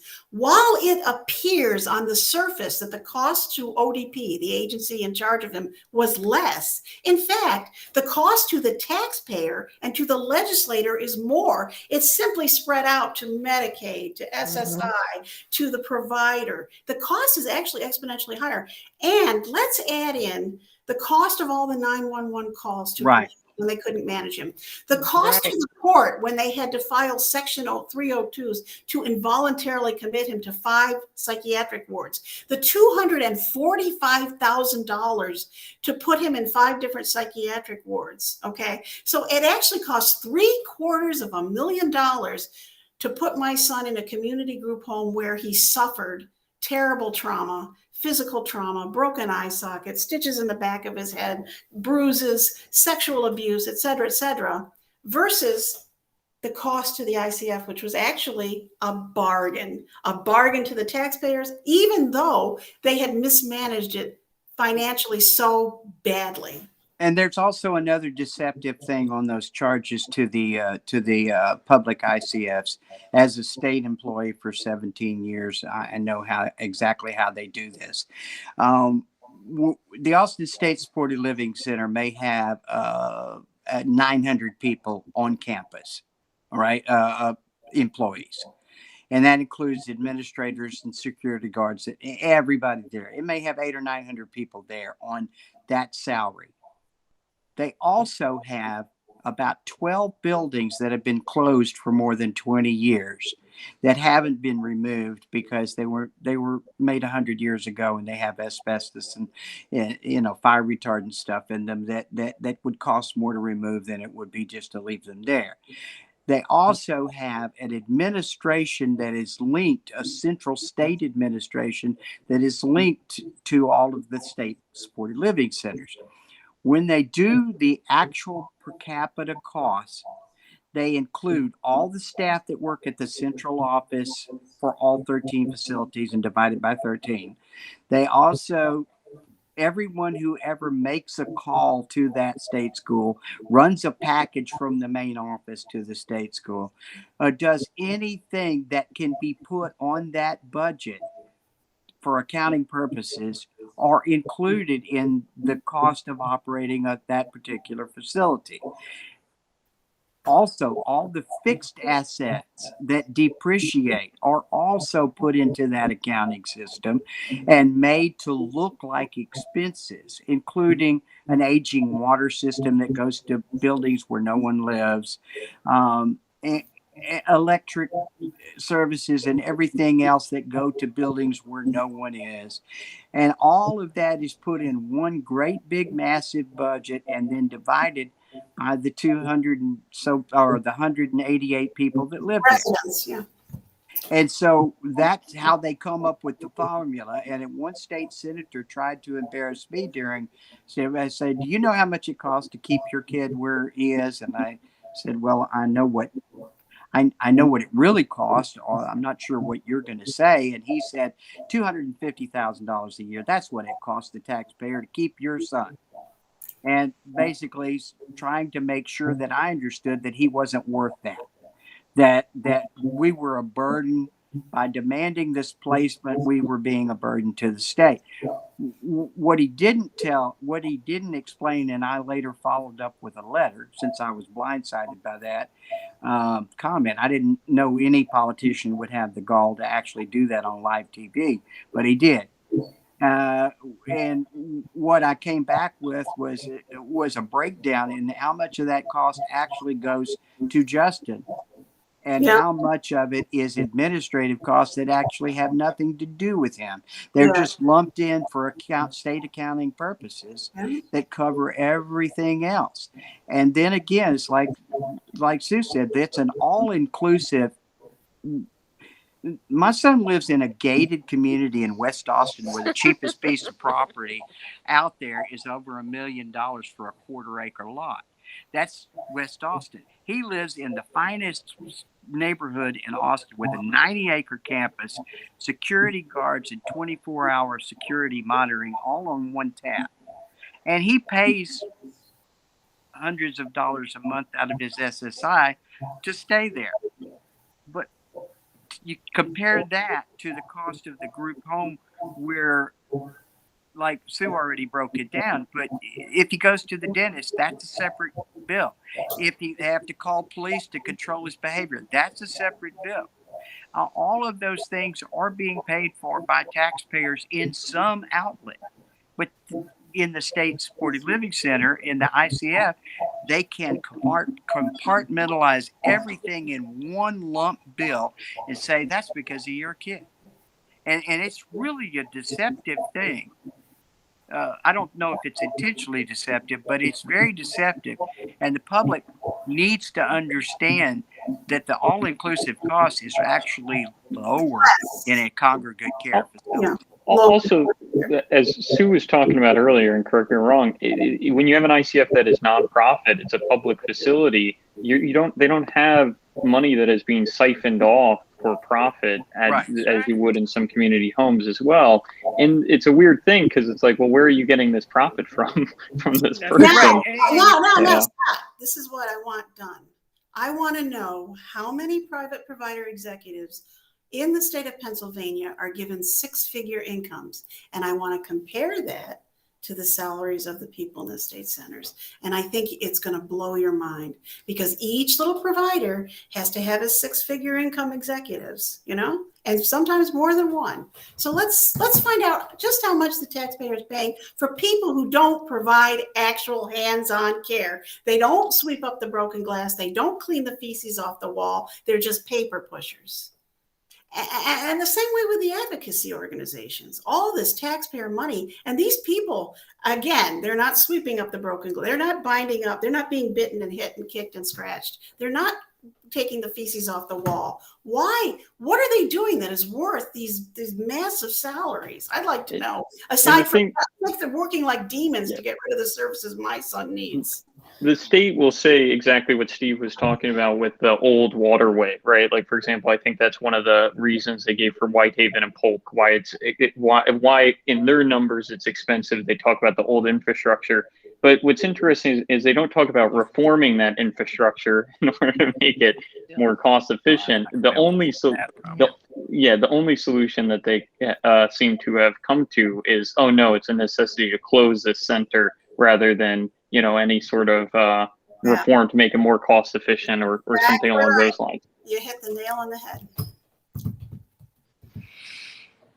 I do want to say this, that when you're talking about money follows the person, the last report that we have is from either 2015 or 16. And I went to a webinar about 2 years ago, and they have a group called Mathematica who was basically giving a report on money follows the person. And they were saying that they were showing, and I'll see, Scott, if you want, I can send you the slides to that presentation, but they were showing how some states they use the money more for the elderly, whereas states like Texas seem to use it more for quite an abundance of it for moving IDD people out of facilities. You know, so I did ask the presenter when she asked, you know, if we had any questions. I asked her if, you know, they check with the people that have been moved out, if they're happy with services. And the response I got was, well, yes, we do. We actually check with them to see if they're happy. And I said, so how do you do that? Do you go and visit them, or what do you do? And they said, well, no, we call. We place a phone call. Well, now I can tell you my son is not coming to the phone to tell them anything good, bad, or anything else. And I pointed that out. I said, not everyone's going to come to the phone to talk to you or is capable of talking to you. And she said, well, then we talked to someone else. And I said, well, who is this someone else that you talked to? And she said, well, the provider. Oh. Yeah. So, you know. Let's ask the fox how the hens are doing. That's right. Exactly. Yeah. It was like, well, okay. I feel better now. Justin only usually has one word on the telephone, and that is bye. Bye. Because Jody was saying, fine. Well, sometimes it's kind of cute because during the pandemic, and I will say the ICFs here have done a phenomenal job with the pandemic compared to the community. In fact, I was actually on a webinar where a community provider was begging to put some of their people on our campuses. In the ICFs. Yeah. And which, you know, because they had isolation capability. Yeah, because we have isolation capability and a medical staff around the clock and everything. But I was going somewhere. I think I lost my rabbit. Anyway, very good point. Our ICFs also perform beautifully. I think there were only 6 ICF cases in all of Whitehaven, you know, and there was a pandemic, and it was that's phenomenal. You know, especially since not all the staff is willing to be vaccinated sometimes. I'm just talking about residents. I don't know how much I see amongst the staff. Yeah, but I was going to say, you know, I didn't get to see Justin. We didn't get to see him, and that was hard. That was extremely difficult. And we did see him. We had to literally do a drive-by at Christmas. We were allowed to drive by, and he stood on the curb, and we talked to him. And of course, he asked for us to get out, which still I can't even talk about. But he's alive, and they took care of him. And it was funny when they would put him on the phone. He was always he would cooperate some of the time, but it was usually staff was prompting him saying, "Your mom is telling you she loves you," and then he'd go, "Yeah."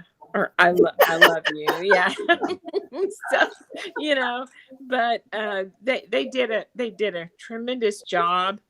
And unlike, in nursing homes had a whole different situation than we do. But nursing homes, they try to equate us with nursing homes. They do. They do a lot of that. We FaceTime with Joey, and I think he thought we were on TV.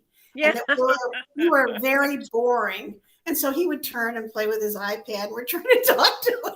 Oh, that was. We were the most boring show on TV. Yeah, that was our experience with Justin, because to reward him, they take him to the computer lab and let him watch his favorite shows, mostly A-Team. That's the one from the 80s or 90s. Really stuck in that era. Yeah, and he gets to manipulate the iPad and turn it on and choose his icon to pull up his particular thing. They don't have Wi-Fi in the building, so he can't do it at the building. He has to go to the computer lab. So when he goes there, he's programmed. That's what I'm going to do is the A-Team. So the several times that we were really just all eager to see him, we hadn't even seen what he looked like or anything in weeks and weeks. And they would take him to the computer lab to do a Zoom conference. And he'd get on and he'd look at us, and when he'd hear his mom speak, he'd go, "Hi," and then he'd go, "Bye," and then he'd look at the person and say, "Where's A-Team? I want to see A-Team." To dress up like Mr. T. Yes. Oh, yeah. I had to see Mr. T. But the thing is, when we walked in, the first visit we got, especially after quarantine and everything was lifted, he was really happy. I mean, I could tell in person, he really was happy to see us. It was like, I think he had given up, and I think that was heartbreaking. Of course, it's nobody's fault. You can't blame anybody. It was the pandemic, and of course, every one of us could tell stories. Scott, I'm sure you could too, about some of the separations and the terrible things that we've all had to endure during the pandemic. But I feel for Justin, because it's harder, and for his peers, because it's harder for them to understand, why isn't mom or dad here? They always come to see me, they always bring me things, why aren't they here?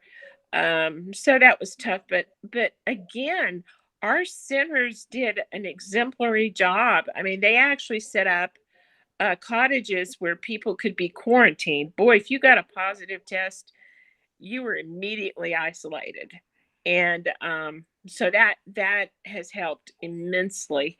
But they tested and tested and tested and stayed on top of it. And of course, families, you had to basically get hazmat gear on to even now that some of the quarantine is lifted, we still have to arm up, which is good for everybody. But Yeah, and it seems like it's far easier to monitor a facility because of it being so centralized versus having this decentralized model of all these community homes where you have supervisors who aren't necessarily on campus, who are only visiting a couple times, maybe. It seems like it's pretty sporadic in terms of supervision as well, as opposed to a facility where the supervisors are there, the medical staff is there, everyone is there. I assume there are probably more cameras at a facility than at these sporadic kind of group homes as well. So that is related to the coronavirus in terms of isolation and being able to have a uniform protocol, as opposed to a bunch of disparate companies that are all managing over hundreds of group homes with probably different policies, with staff that has a very high turnover versus a unionized for which I'm not sure how it is in Texas. I know in Pennsylvania. It's unionized. Yeah. So it seems like they're able to. Right? No, we're not unionized. No, but he's saying, let's put it this way: we are unionized in Texas, not as well as Pennsylvania. We're still a right to work state, but for the most part, which means that about 30% of the staff belong to a union. At the states, but the union has no collective bargaining rights. So it's essentially special interest group. But they did. The union really rallied and pulled us through in 2014-15. They did. They showed up at the legislature, at the Capitol, and rallied and went through and talked to legislators and everything. So they do have some pull.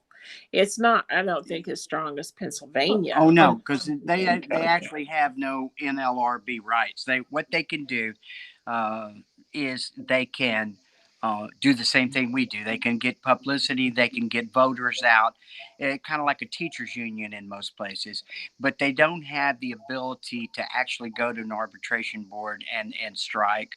And they have no collective bargaining rights. So it's not like Pennsylvania where they actually have formalized unions. Here, unions are essentially a non-entity except as a public influence. That's all they can really do is try to influence public opinion. And they have a lobbyist and they meet with the legislature, but I mean, just to get a pay raise out there, they fight for 2 sessions at least to get a 3% raise. And Texas, you may not be familiar, but Texas only has a legislative session every 2 years for 5 months. Thank goodness. But as far as responsiveness, that's also bad because real states like California and Pennsylvania meet all the time.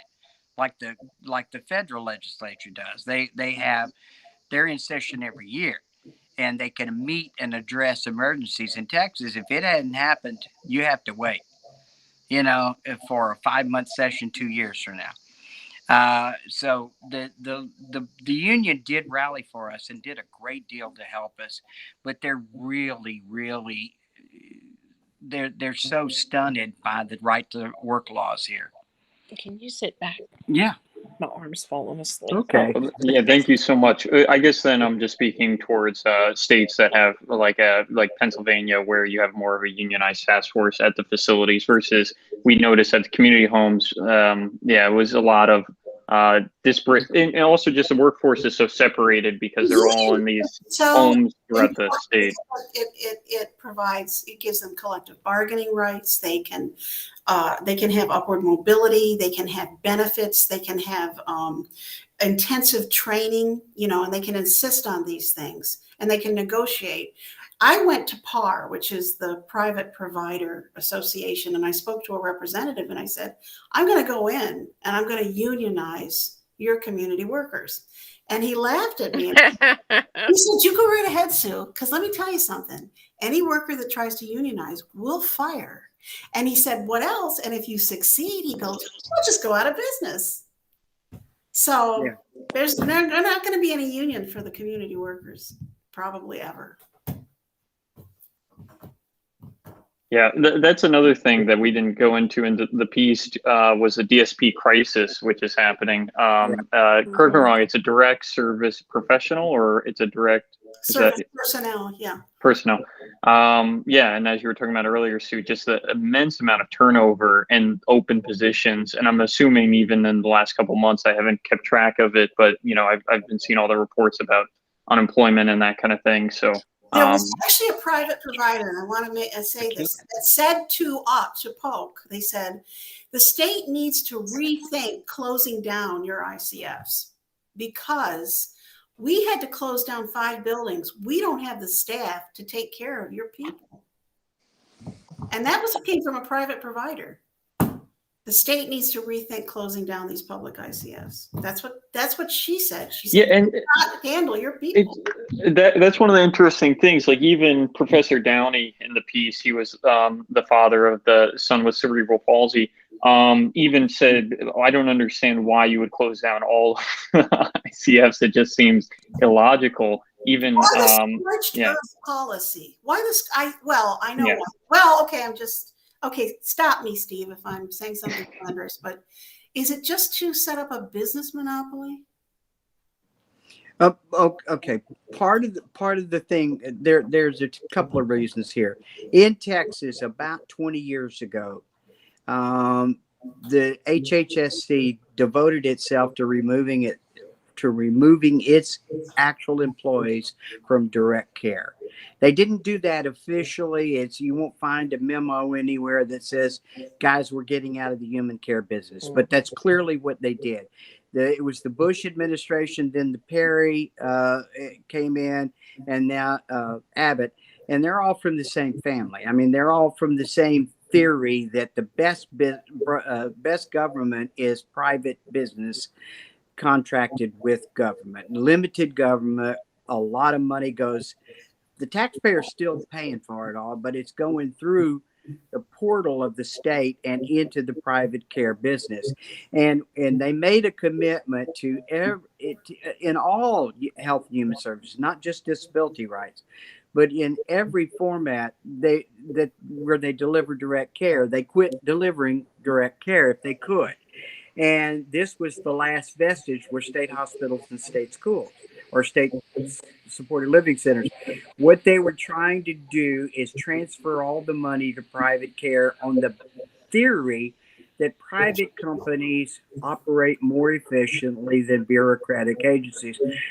That's the publicly stated theory. But the other problem with that, the other part of that is they get out of having to offer retirement systems, state insurance,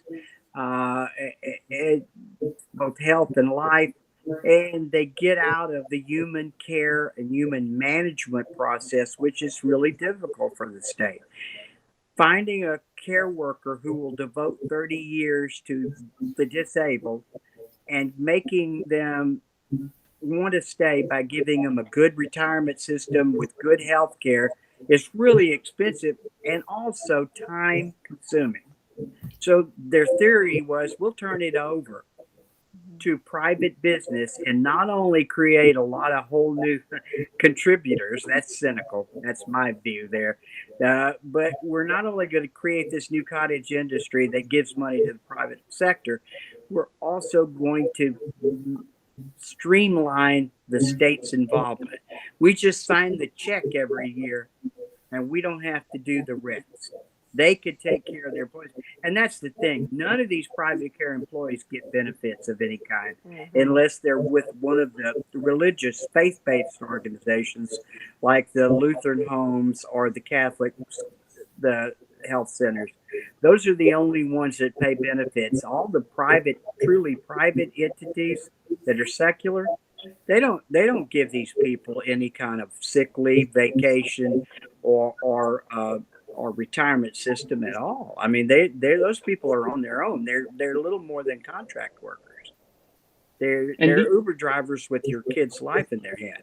And yeah, and these jobs, as we were discussing previously, are extraordinarily difficult, especially the direct care staff. And the direct care staff, correct me if I'm wrong, are often the least paid members of the company and like the least paid people a part of it. So it's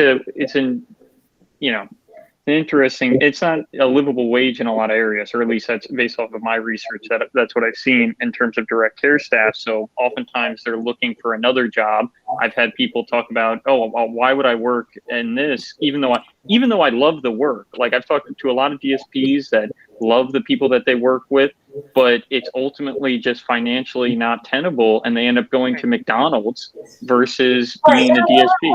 And I want to emphasize, it's not just finance. It's not just the finance. The HCBS services structurally does not support a supportive environment for the worker. No supervision, no oversight, no amenities, no nothing to help you do your job. And it can't be done. You can't put a nurse and doctor in each little site.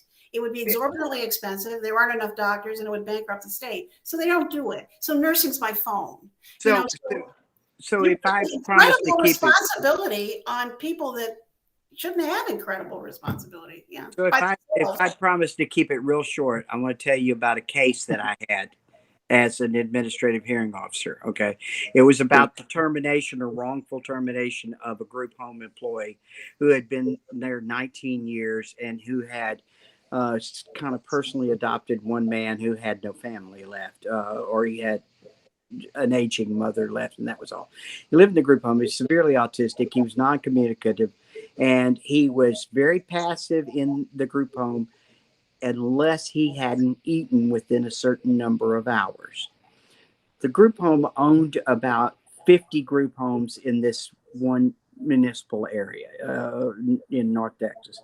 And they had decided for efficiency's sake to go to a central kitchen and prepare all the meals in the central kitchen and then ship them out to the group homes by carrier.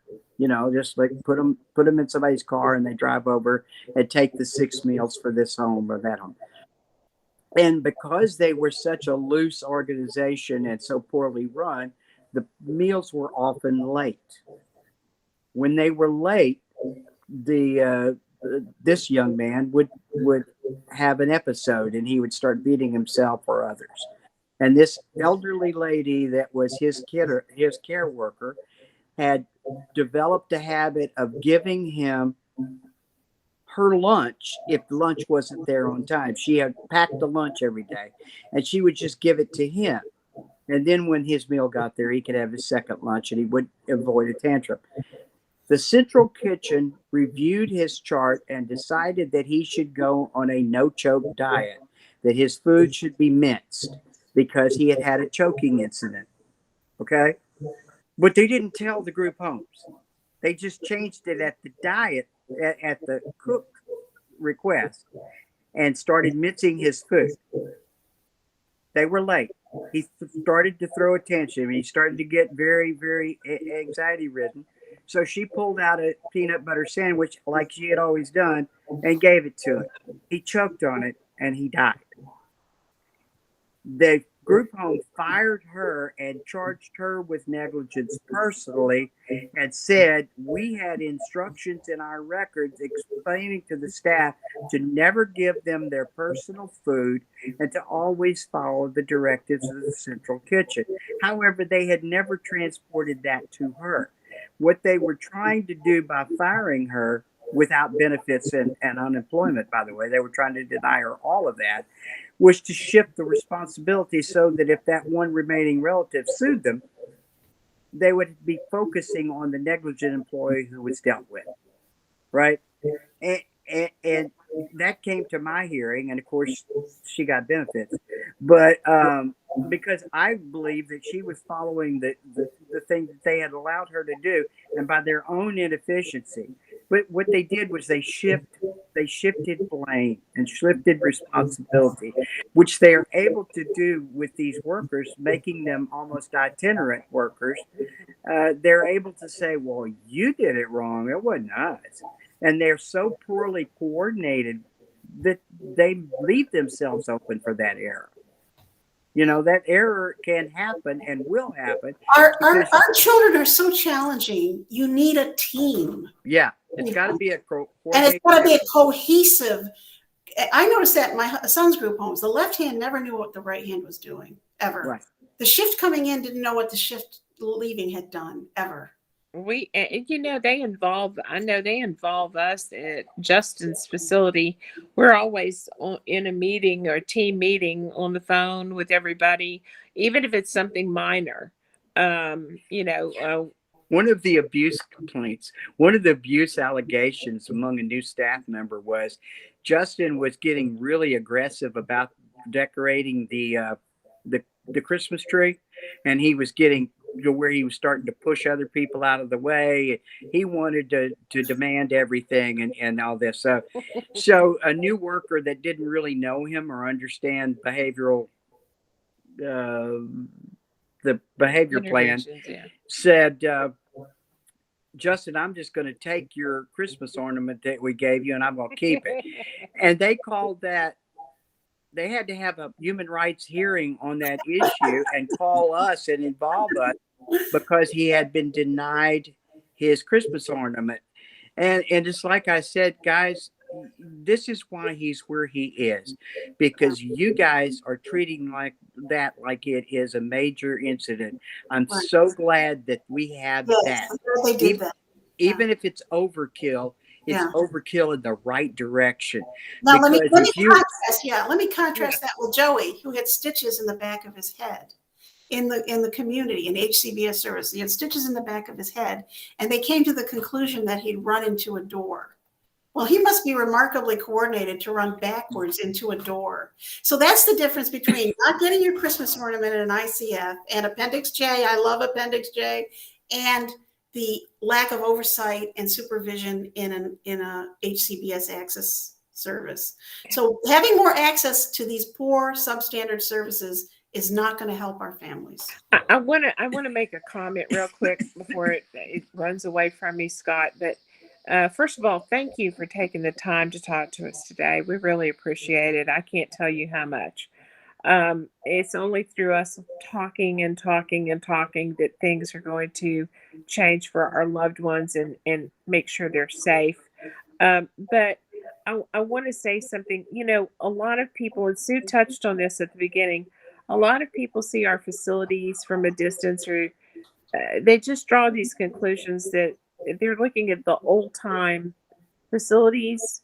Snake institutions. Yes, snake pit institutions. And, you know, here, you know, I worked as an educator for almost 25 years. And one of the things that broke my heart was when, I worked for inner city schools. I worked with, that was my preference. I loved those kids. And I really felt like it was devastating when they would close the school because they thought the school was low performing.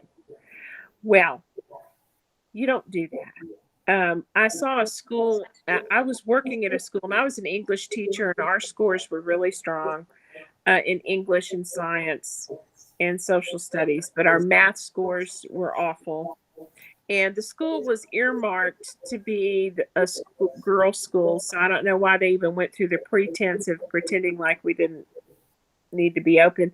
But they closed the school, and it disrupted an entire community.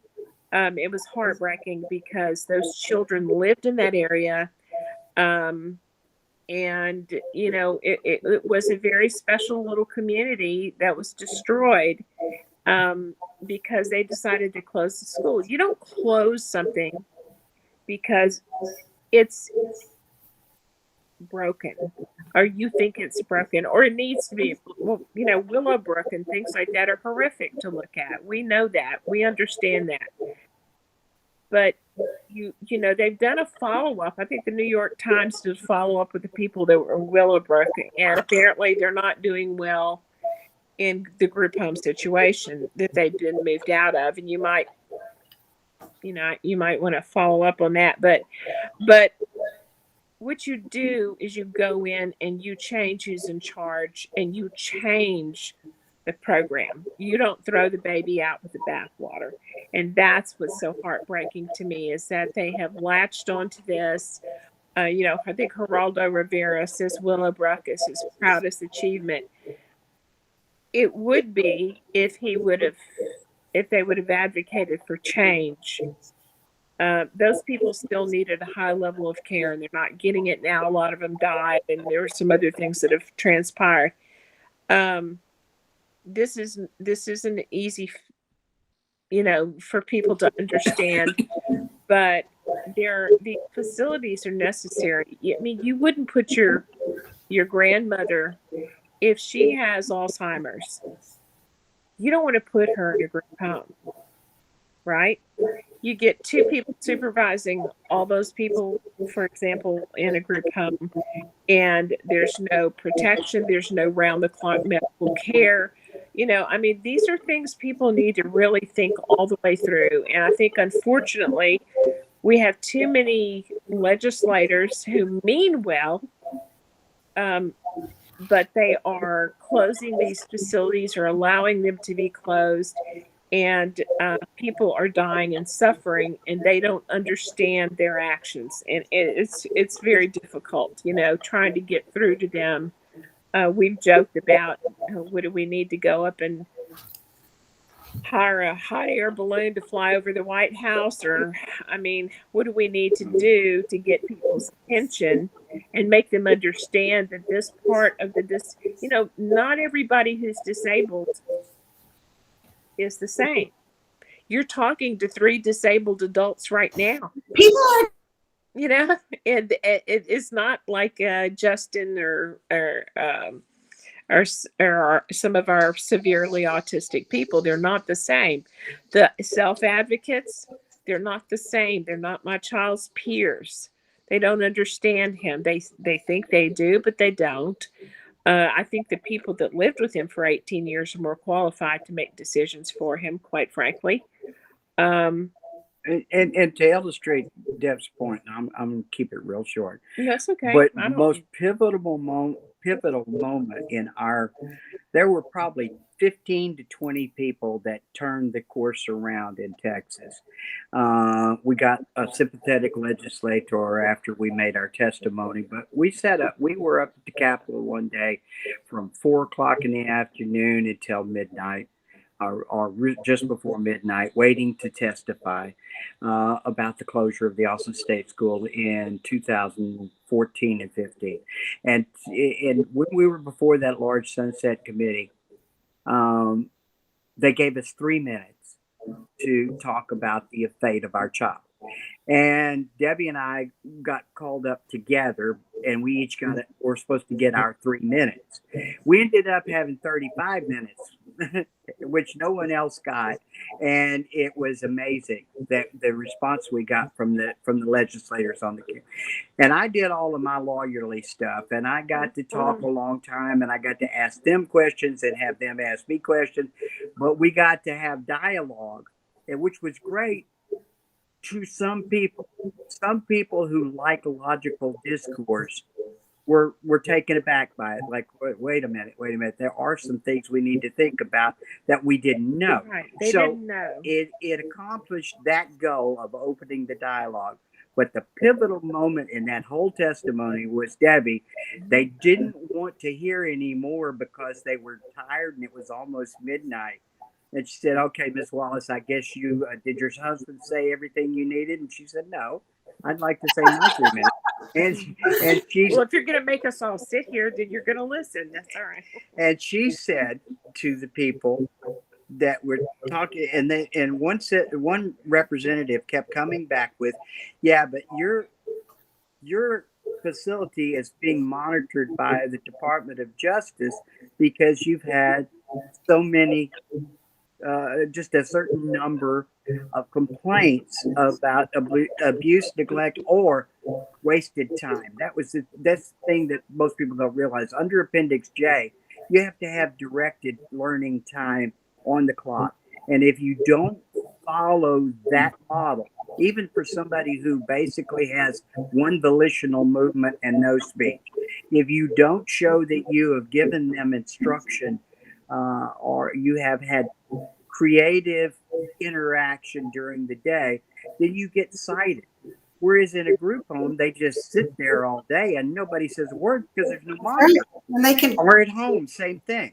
They can break your eye socket if they want to. So Debbie said, so they said, yes, but you've got, these complaints. And so obviously the school's not working like it's supposed to, and we need to close it. And Debbie said, no, if it's not doing what it's supposed to, then you get rid of the people that are there and you get someone in there who will do the job.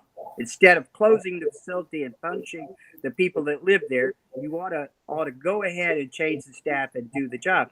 And she said it as an impassioned mother. And within, not only did you hear murmur all through the crowd and everybody looking at each other on the panel, but the minute that we walked out, the director of HHSC came at a sprint, literally running up the aisle to catch her on the way out the door to try to somehow look like he was compassionate towards what she had just said. It didn't work, Well, no, he sat down next to me and said, and to think that I was out watching my child play lacrosse while you were getting an eviction notice for your child. It didn't make me feel better. There before the grace of God go I, is what he said. Yeah, there by the grace of God.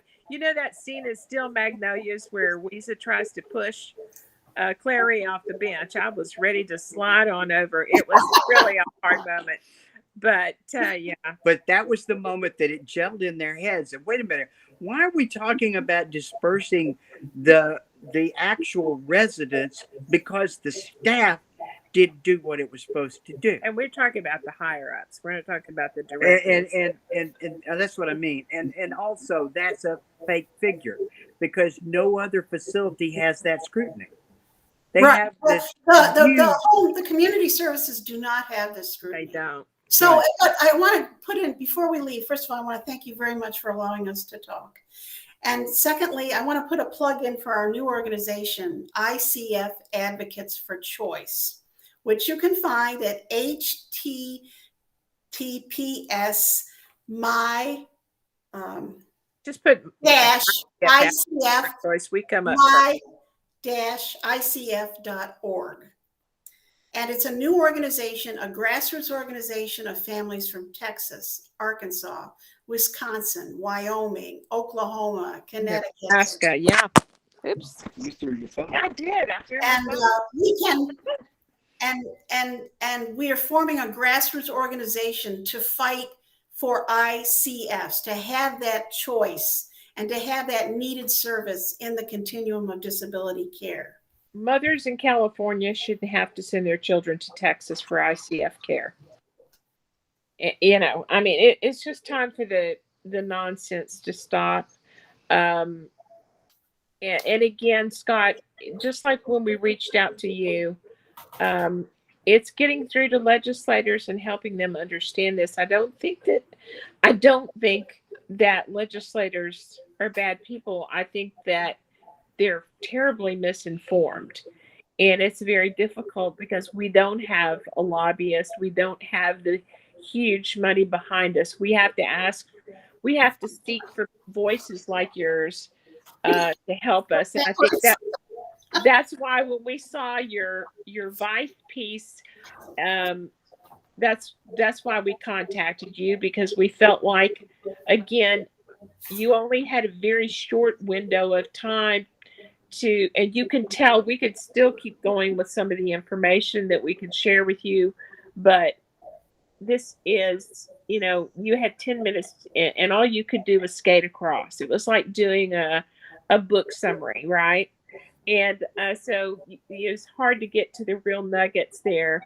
And again, I think that the first parent, I would love to know her because she really needs to talk to someone who can help her get services from a school So district. we want to let other families know about the care nobody wants them to know about. Yeah, we do. Well, Sure. Yeah, I would. I'll ask. That's Tammy Schwab. She's a fantastic mother in person, and I'll ask her. If I could pass along her info to you. Yeah, and it's the least I could do is to facilitate a conversation like this, and I'll put the link to that way, Susan. They don't have to put a link in the description if somebody wants to go as well. Yeah, but thank you all for your time today. I'd be happy to have more conversations like this with other families if they're at all interested. I know a lot of them though, and I 100% understand they don't want any sort of pushback against, because I've heard there may be like the community model, like may push back against them if they hear them talking out against them or something like that. I don't know if you guys have heard about that, but I've heard from parents who feel that way. But anybody who's interested in speaking, I'd probably be interested in chatting with them. You're welcome. We can certainly find plenty of families for you. Thank you very much. Yeah. Thank you. Okay, I'm going to stop the recording. Okay, stop.